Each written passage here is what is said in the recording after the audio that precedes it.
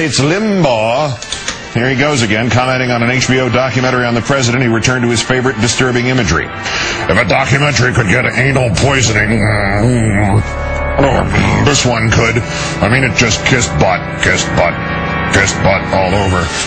By our count, this is at least the 13th time in the last 2 years, just the last 2 years, that Orly Tates Limbaugh has used this imagery of anal poisoning, combined with 19 other references in the same span to men bending over and grabbing their ankles. There is, of course, no actual disease called anal poisoning. The best anybody could come up with by explanation is that it's a term frequently used in pornography. And as Al Franken once pointed out long ago in his scholarly text, Rush Limbaugh is a big fat idiot, one of Limbaugh's explanations for his deferment from the draft was a polondial cyst, a growth that is in the region. Every day in every way we understand Orly Tates Limbaugh better and better.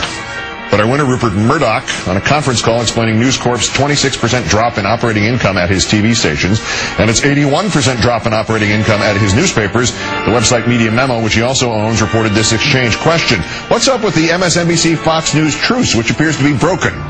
Murdoch: we didn't start this abuse, which we thought went way beyond. Finally, we had to allow people to retaliate. When they stop, we'll stop, matey. A fairly straightforward sounding statement until you analyze it a little bit. Murdoch is claiming that his alleged news people at Fox, like Roger Ailes and Bill O'Reilly, did not decide to do stories about MSNBC or NBC or GE. He did. And he did not decide to do stories about MSNBC or NBC or GE because there was any news value to them. He decided to do them out of personal pique. And when O'Reilly spent hour after hour reporting fabricated stories about GE parts, allegedly, possibly, maybe, well, I read some graffiti about it in Roadside Bombs, he was not doing so because the story was true or Americans were in danger or just to fulfill any premise of journalism. He did it because Rupert Murdoch had agreed to, in Murdoch's own words, allow people to retaliate. And when O'Reilly sent a stalker producer to interrupt a GE business meeting, it wasn't reporting, it was, again to use Murdoch's term, abuse.